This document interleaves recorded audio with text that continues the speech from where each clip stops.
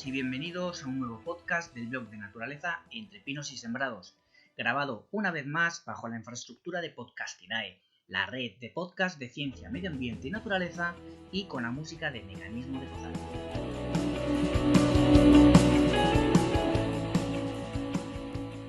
Hoy vengo con una entrada que publiqué en su momento en el blog y que quiero convertir en formato podcast porque entiendo que es una de las más interesantes, que hay mucha gente que se puede sentir identificado con ella, y no es otra más que la explicación de por qué a la gente le gusta observar aves, por qué es tan divertido, por qué es tan entretenido, qué hace que sea esta una de las principales aficiones en todo el mundo, por qué hay tanta gente que tiene esta afición. Entre mis amigos y conocidos, yo soy el de los pajaritos. ¿Qué le vamos a hacer? A la gente le hace gracia ver a un tipo que va mirando más al cielo que al suelo, que se le encienden las alarmas cuando oye el canto de un ave y que va apuntando las especies que ve, cuándo las ve, pero hora, día, mes, año, donde las ha visto, incluso apunta cosas raras como la temperatura o la fuerza del viento en el momento de la observación.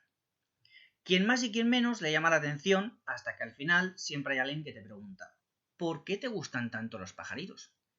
Ahí te esperaba yo. Me alegro que me hagas esa pregunta.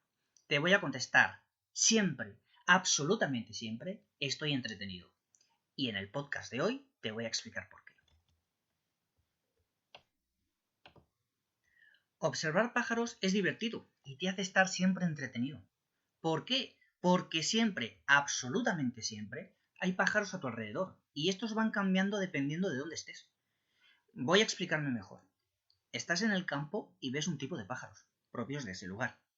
Pero sin embargo, en un parque ves otros diferentes. Aunque, ojo, muchos pueden coincidir. Y si te vas a un río, ves otros diferentes. Te vas a la playa y más de lo mismo, otros diferentes. En un lago, exacto, otros diferentes.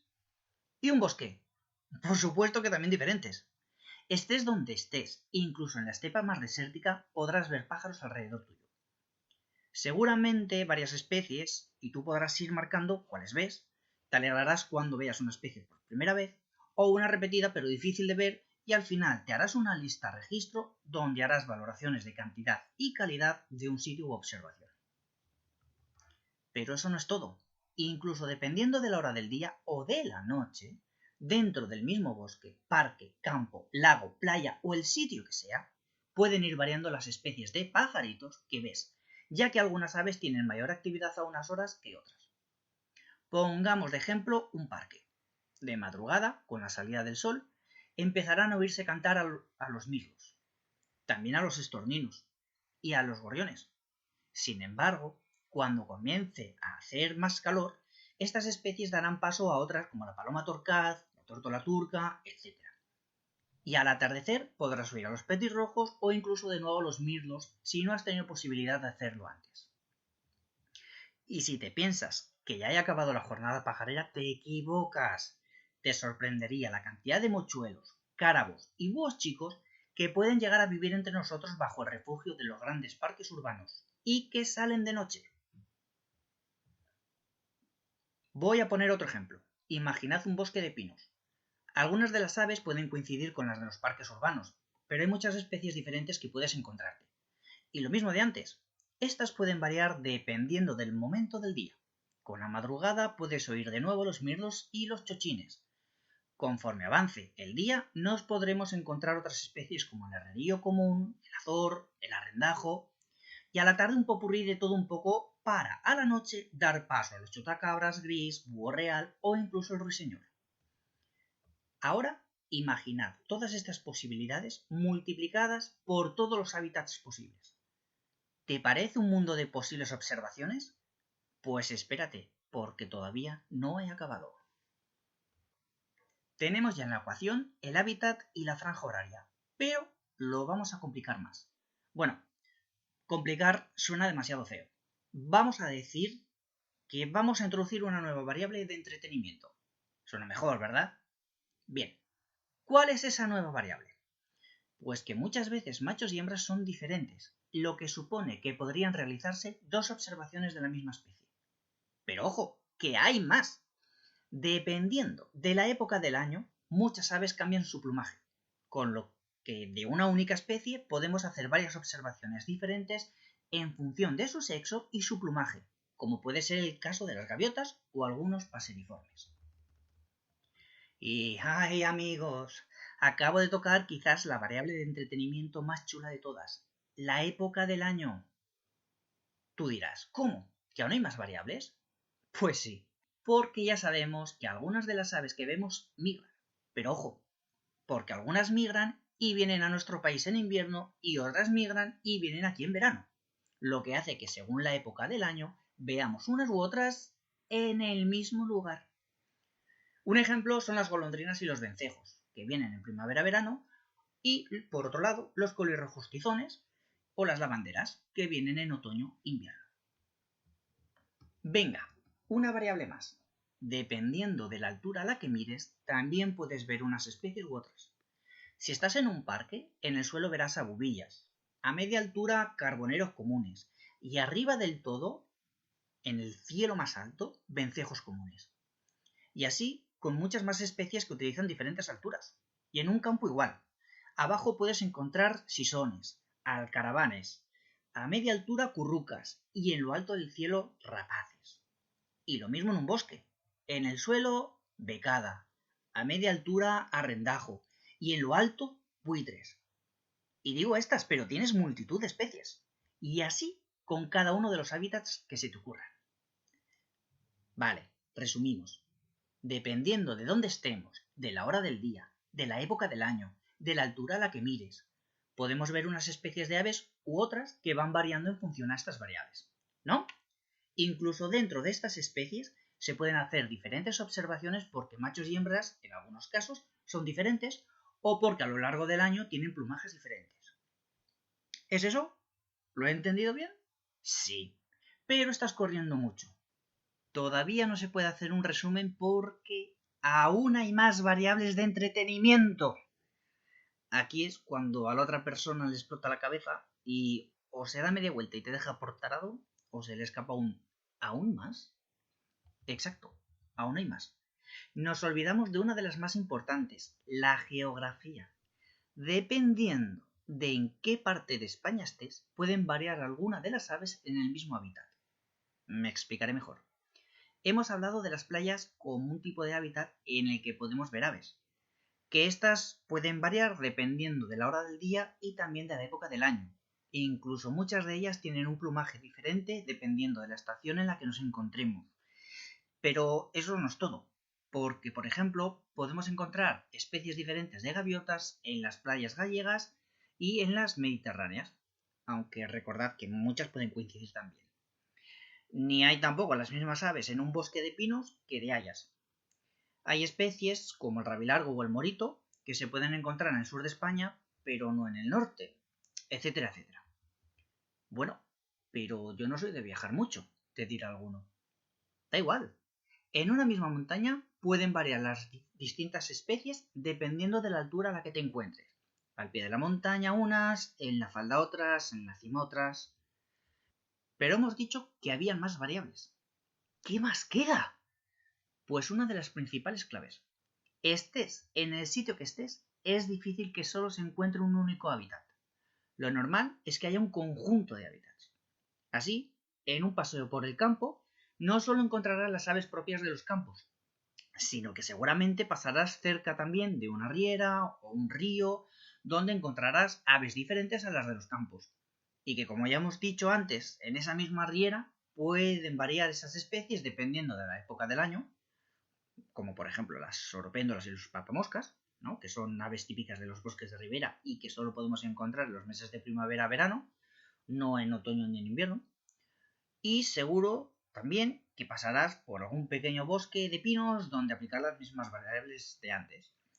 Y si estás en un bosque, tendrás el bosque como hábitat principal, pero también tendrás cerca un torrente, un cortado de rocas, un prado, que son a su vez hábitats diferentes.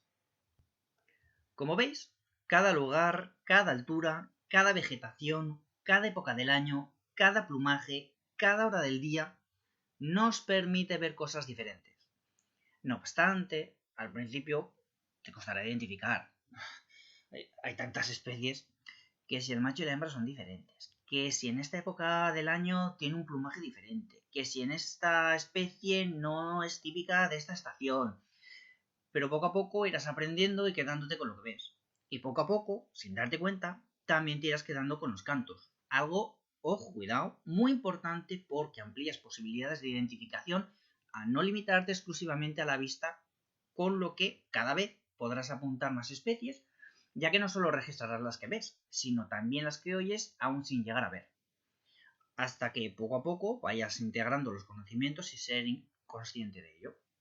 Llegará un momento en el que podrás identificar un ave por su tipo de vuelo, por las sensaciones que transmite, aunque haya sido una observación fugaz. Y es entonces cuando te darás cuenta de que estás haciendo un buen trabajo. Pero, ¿sabéis qué es lo mejor? Lo mejor no es coleccionar especies, no, aunque casi todos hemos empezado con eso como primer paso. Lo mejor es que cuantos más pájaros ves, más lees sobre ellos, y más te documentas.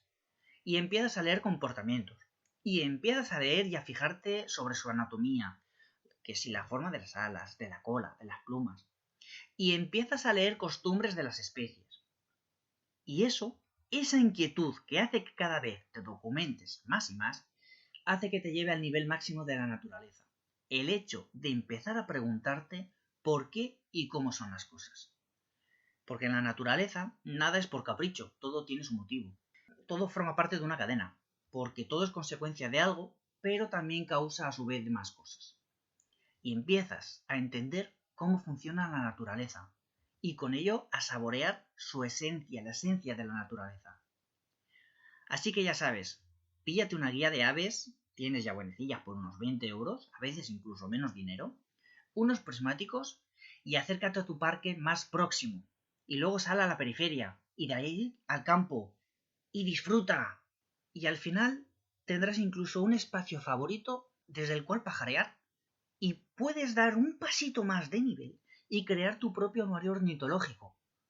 Gracias a él podrás hacer un catálogo de las especies que habitan allí, conocer su época de llegada con la migración, qué mes suelen volver a marcharse de nuevo, cuáles se quedan, registrar especies esporádicas u observar datos fenológicos. La fenología es cómo la meteorología afecta a fenómenos biológicos de ritmo periódico. Como podéis ver, es una herramienta de la cual se puede sacar mucha información interesante. Para ello, lo primero de todo, debemos localizar el mejor punto para el cual llevar este registro. Ya que los datos se van a tomar mensualmente, recomiendo hacerlo en un sitio donde sepas que hay varias especies y que visites de forma recurrente. Puede ser tu jardín, tu huerto, el parque de al lado de tu casa, etc. Yo voy a hacer un registro a 5 años vista. Me he creado una tabla de Excel en la que voy apuntando las especies que voy viendo, qué mes las he visto, qué año, y las añado y actualizo conforme hago las observaciones. Ahora, gracias a los teléfonos móviles, pues es posible llevar una tabla de Excel en ellos, de forma que tienes el archivo accesible en todo momento y no has de esperar a llegar a casa, que luego es típico el acordarte de hacerlo, me da pereza, etc. La tabla que me he confeccionado es una tabla de Excel, como digo, y es muy simple. En una columna voy añadiendo las especies que voy viendo. En una fila, los diferentes meses del año. Y luego, dentro de cada celda, como ya he comentado, que la idea es hacer un trabajo a 5 años vista, más o menos, lo que he hecho ha sido poner dentro de cada celda los años. Cuando veo una especie un mes, coloreo en rojo el año de la cita. Es decir, en una fila, en una columna, tienes el gorrión, el jilguero, en el plano horizontal, en las filas, enero, febrero, marzo, abril, y dentro de cada casilla, pues 2019, 2020, 2021, 2022, 2023. Que el gorrión lo he visto ese mes durante el 2019, lo pinto de rojo. Que también durante el 2020 lo pongo de rojo también. Pongo de rojo el año, se entiende, no la especie. Y entonces de esta forma ves en la casilla de qué mes, de qué año has visto esas especies y puedes hacer un control sobre las observaciones. Y, pues por ejemplo, la golondrina está marcado el febrero del 2019. Otro año en marzo. Otro año ha venido más tarde, en abril. En el 2022, por ejemplo, vino en marzo. Pues vuelves a marcas en la casilla del mes de marzo, marcas de color rojo en la fila correspondiente a la golondrina el año 2022. Y de esta forma vas llevando un control y vas marcando qué meses de qué año has visto cierta especie. Algunas las marcarás en color rojo todos los años, todos los meses, porque son especies residentes, y otras lo irás modificando en función si vienen para el verano o vienen para el invierno o en época de migración. De esta forma llevas un control de cuándo ves las especies, cuándo empiezan a venir, si se adelanta que vengan a nuestro país o se retrasa que se vayan. Y llevas un control fenológico y de las especies que vienen o se van o de las que están durante todo el año. Si no acabáis de visualizar bien esta tabla de Excel, tal y como la intento describir, podéis meteros en mi blog, entrepinosysembrados.blogspot.com, y en el buscador poner anuario ornitológico. De esta forma accederéis a la entrada que os estoy comentando y hay una foto con el Excel y lo podréis visualizar mucho mejor. Y por todas estas cosas que os he contado, es maravilloso el irse de pajareo. Súper entretenido. Allí donde estés siempre vas a tener pájaros y siempre serán diferentes y cambiarán dependiendo a la altura a la que mires y cambiarán dependiendo la época del año y cambiarán dependiendo del momento del día y cambiarán por un montón de cosas, pero siempre, siempre estarás entretenido. Por eso, por estas cosas es por las cuales el birding, que es como se conoce en inglés, el irse de pajareo, es una de las principales aficiones en todo el mundo. Hasta aquí el podcast de hoy. Un poquito diferente a lo que os tengo acostumbrados, pero creo que igualmente interesante. Si os ha gustado, espero que os suscribáis al podcast y así poder estar atentos a cada uno de los que voy subiendo. Muchas gracias por dedicarme vuestro tiempo. Espero que os haya gustado. Hasta la próxima.